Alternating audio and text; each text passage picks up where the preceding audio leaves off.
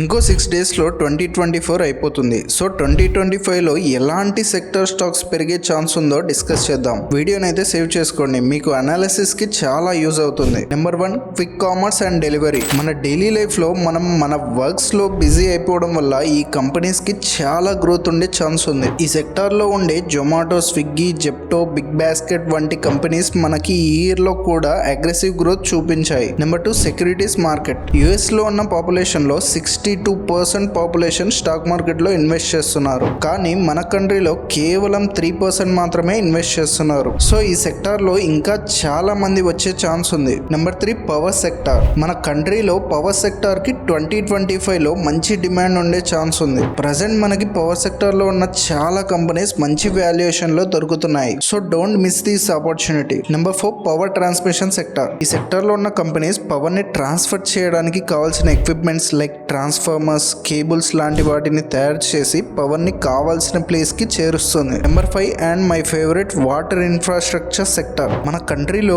రోజు రోజుకి పొల్యూషన్ చాలా పెరిగిపోతుంది అండ్ అలానే మన ఇండియాలో వాటర్ కి చాలా డిమాండ్ అండ్ సప్లై చూస్తే చాలా తక్కువ కనిపిస్తుంది. అందుకే ఈ సెక్టర్ చాలా ఫాస్ట్ గా గ్రో అయ్యే ఛాన్స్ ఉంది.